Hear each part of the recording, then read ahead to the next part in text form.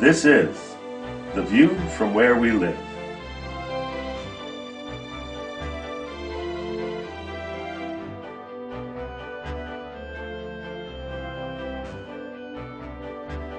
The View from Where We Live, where we'll take a look at the stories of our time. Welcome to The View from Where We Live. I'm your host, Mary Eckert, and my guest today is a retired Sheboygan pharmacist, Chris Rainitz, who really travels in a world class by herself.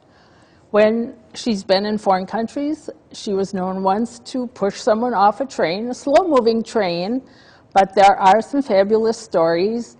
And as a traveler for decades, this won't be a travelogue of the sights she went to see. It is the insights she brought home that are impressive. And I think we'll see some well-developed values from someone who learned to evaluate on a worldwide level. Welcome, Chris. Hi, nice to be with you. Good. Let's start with, as a point of reference, your first trip, which was established, which established your mother's continuing influence in your travels. Well, I think the first one was the one I couldn't go to. I know when I would guess I was about 6, 7 years old, I was very mad at my parents for not taking me on a trip. And the next trip they took me on, we were 6 kids in a station wagon and going on East Coast. And I remember my mother, we stopped in Lancaster, Pennsylvania, and I wanted to go in to see the Amish, and no one else did. And my mother made the concession and allowed me to be an individual, and they all waited while I went in to see the Amish. And to this day, I think, that was a wonderful experience. It was my mother saying that you may be an individual, you may like something, go enjoy. And not the same as everybody else? Not the same, yeah. and it certainly wasn't. So then from then on, I just seemed to want to travel all the time. And I told you about that I went to Europe 3 times for under $1,000. Before you graduated from college. Yes, right. And that was at one time I took care of some local doctor's children and traveled with them. And in Paris? Well, I stayed in Paris with friends of my mom's. He was with NATO at that time. It was a German. The woman, the spouse of the NATO diplomat, was a classmate of my mother's. And who... Chris, you drop names and you drop countries and experiences like most people drop names. You'll just pick, in Romania this happened, and wherever. But talk about how your mom really set the stage for you. She later researched. How did she participate from Sheboygan? My mother was very much a reader, and as a matter of fact, she did much for me, much like the President of the United States has.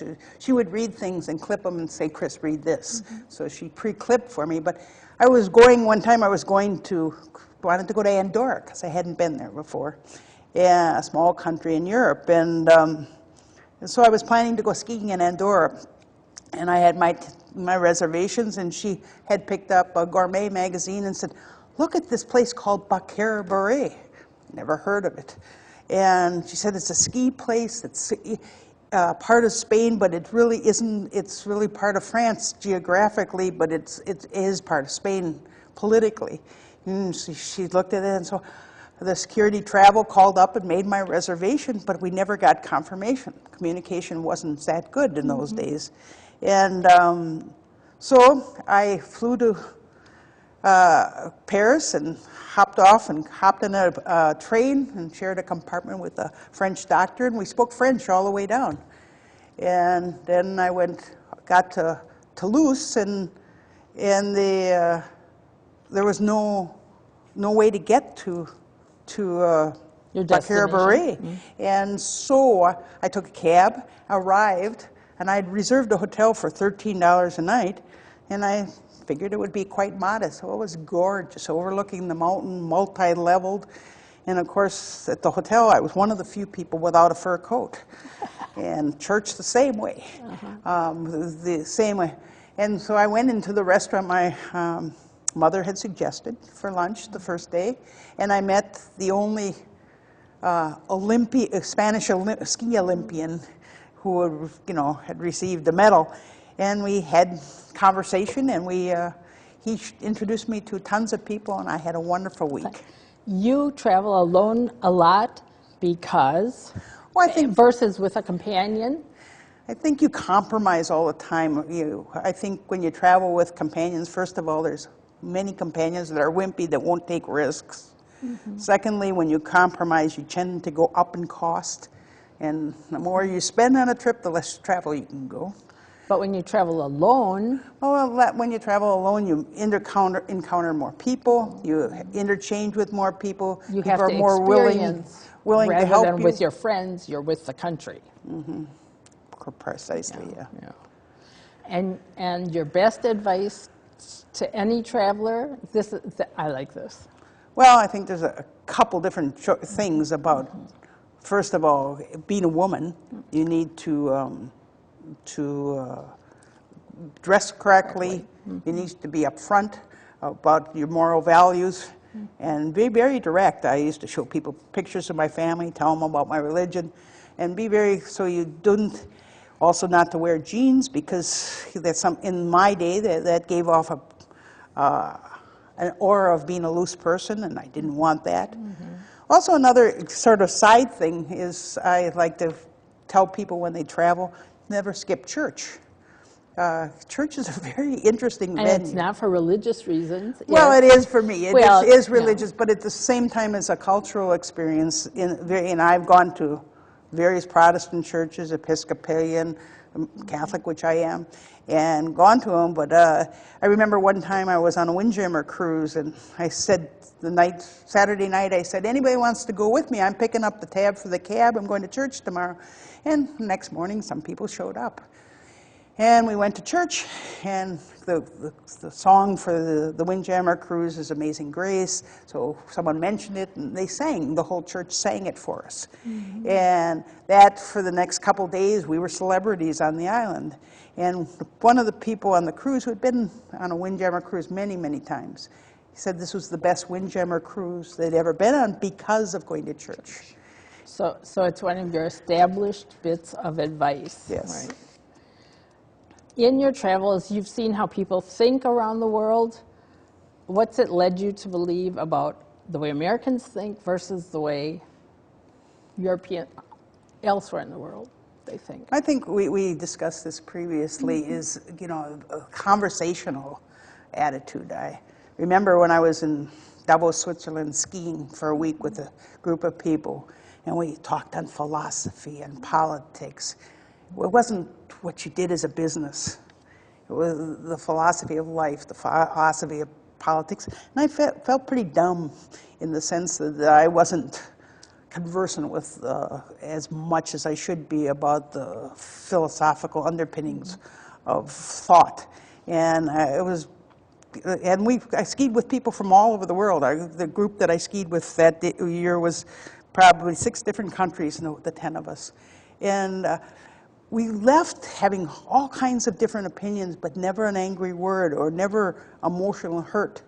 Whereas in this country, I think there's this, even though we all want the same end, we tend to want to win our point all the time. And we just want to bring everybody over, and it's not nice. Do you think it's because we impose our views more and expect other people to take our position more than they do?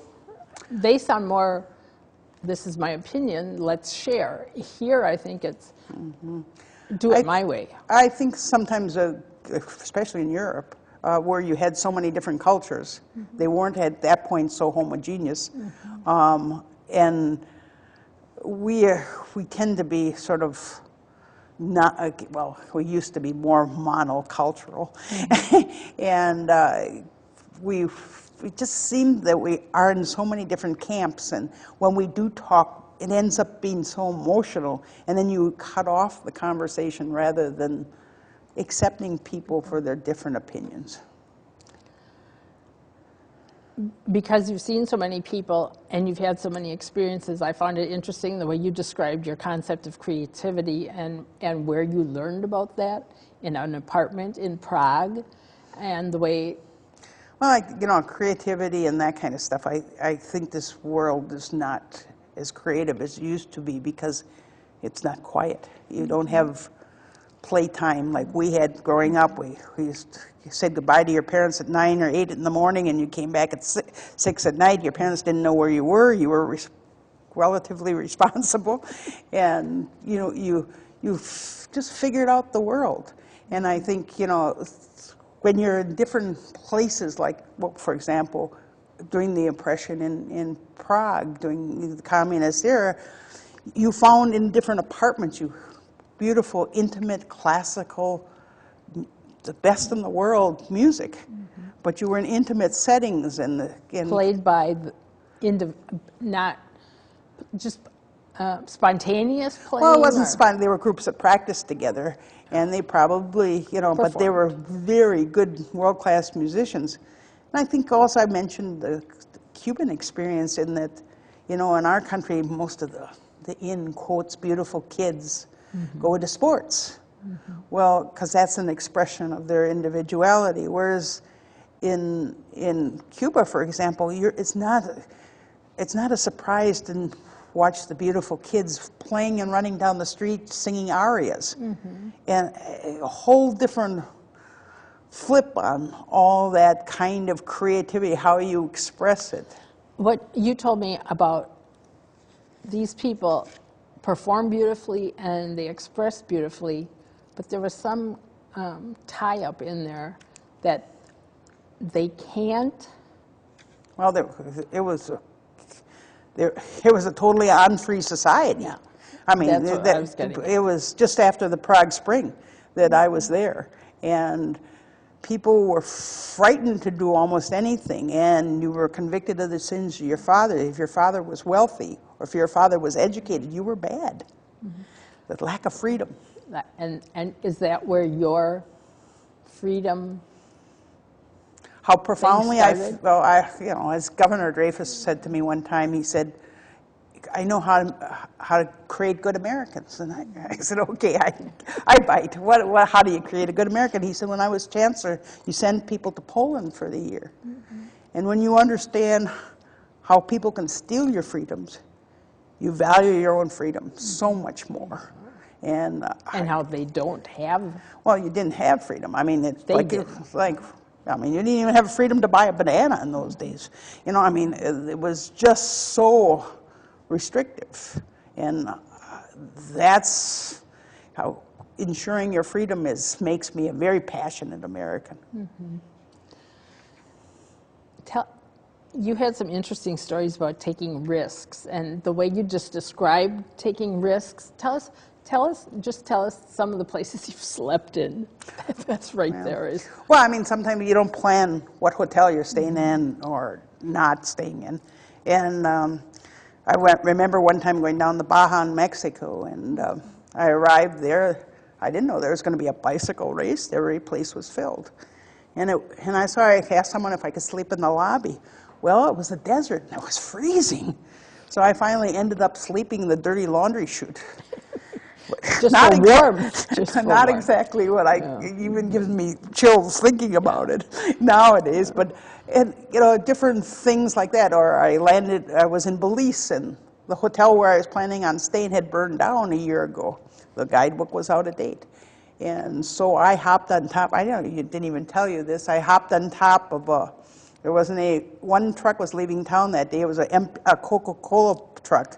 And there was no room in the cab, so I put my suitcase on top of the Coca-Cola bottles, and put my frame of my body on the suitcase, and my handbag, I put my feet.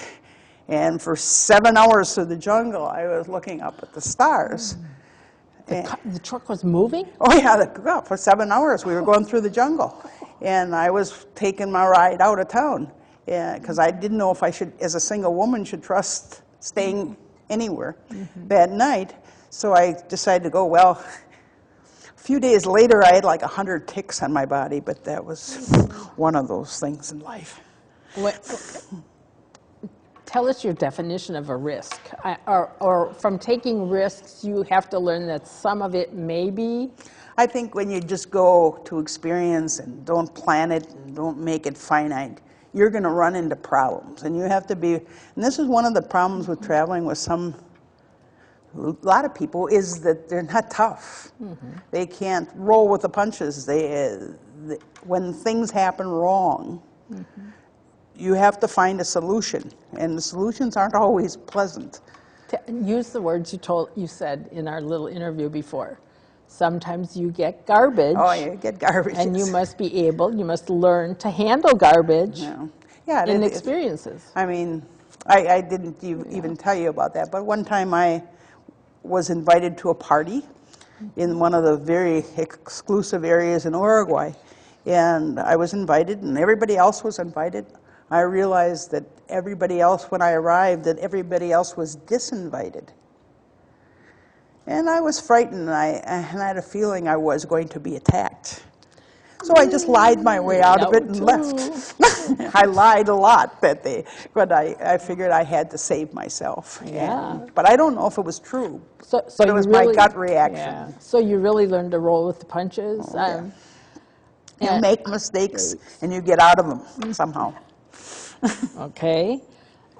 Why do you think you're unprepared for some of this? Because in this country...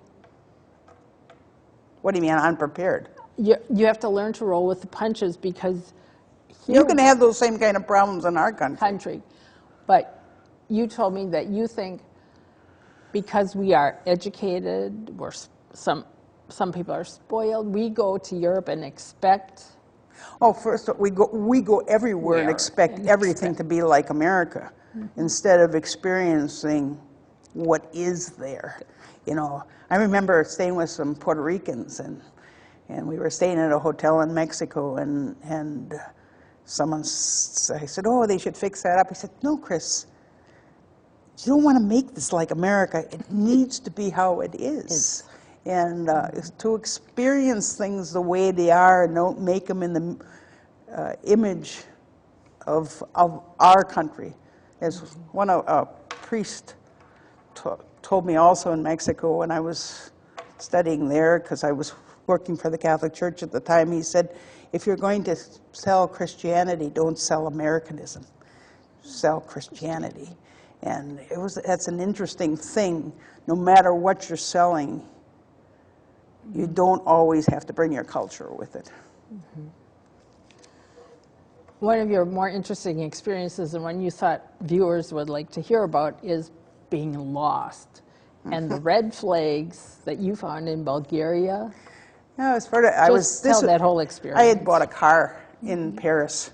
Alone. Yeah, alone. Mm-hmm. I bought a car, and interestingly enough, I bought it with an assurance that they would buy it back. Mm-hmm. And I happened to be in Bulgaria, and it was getting pretty nightish, and I was concerned, and my map was in German, and the signs were all in Cyrillic. And I never even thought of the signs not being in our normal ABC characters. On the road? Yes. Mm-hmm. And so I started asking. I started asking in French. I started asking in German, English, Spanish. No one would answer me. And I still don't know whether they didn't answer me because I was a foreigner and they were frightened because it was a communist country, or if they really didn't understand. Mm-hmm. But I had no idea. So I thought, wow. Well, how do I do this? I mean, I'm just lost. So finally I went, the capital of the country is Sofia, or Sophie, Sophia. It has 6 characters. So I looked for something that had big numbers with 6 characters. On the map?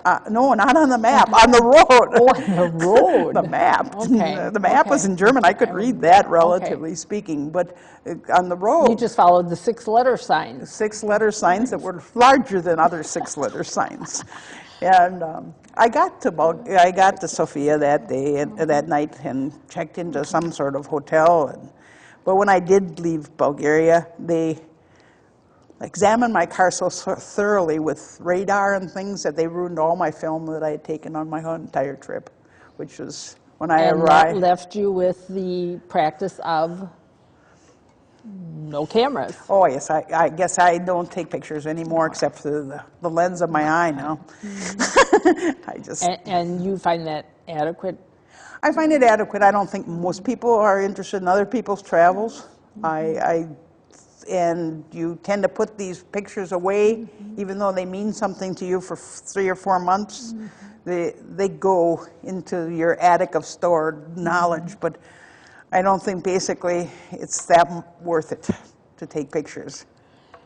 I know you had your own personal little summit talk with a guy you found on the road. He was Secretary of State, Larry Eagleburger.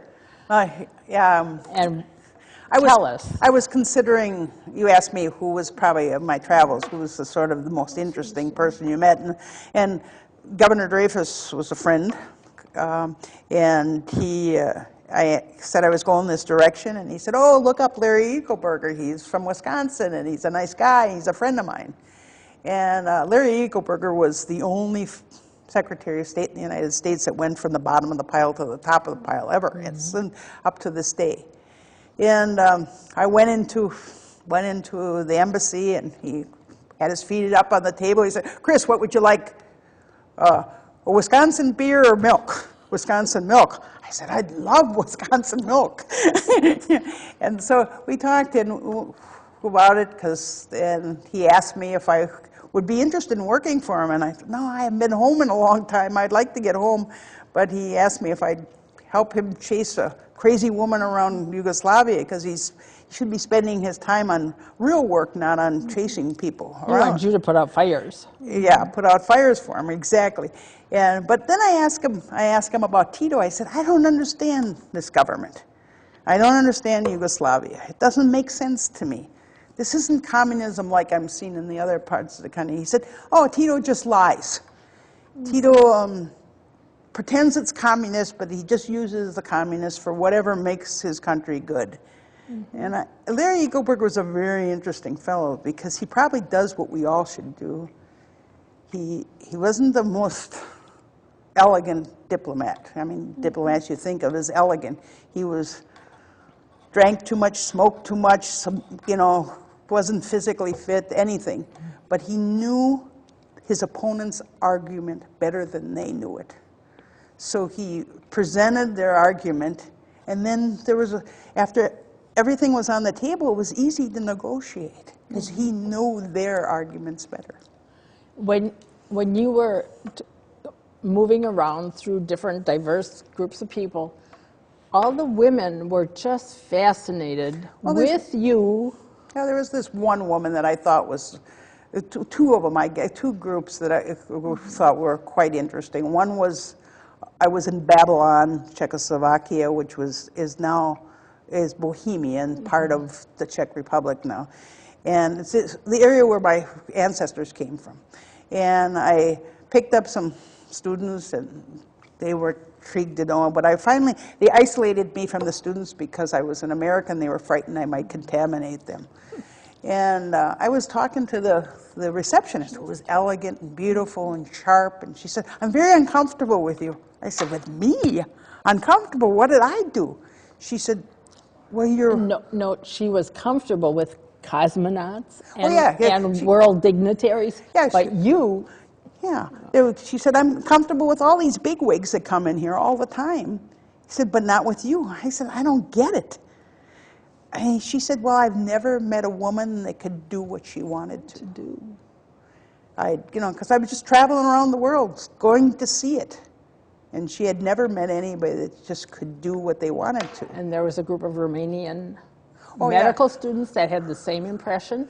Well, it was not so much that, but it was, sort of was. But I picked them up as hitchhikers, and I've done a lot of hitchhiking. When I drive, I pick up a lot of hitchhikers. Not in this country, but in other countries where they really are legitimate hitchhikers. They're people because there's no transportation or they can't afford it. And I picked up some medical students, And they said, "Oh, we're really frightened to talk to you." Well, I said, "Well, I'll let you out." I don't. He said, "Oh yeah, no, but we want to talk to you." And there was this yin and this yang of they needed to talk to me as a woman that was traveling and part of a world that they didn't understand, and this fear that the communist government will kick them out of medical school or, you know, discipline them for talking to me. And it was, I remember I said, "Well, where do you want me to let them?" "No, let's just keep driving and we'll talk. And we'll tell you when to let us off."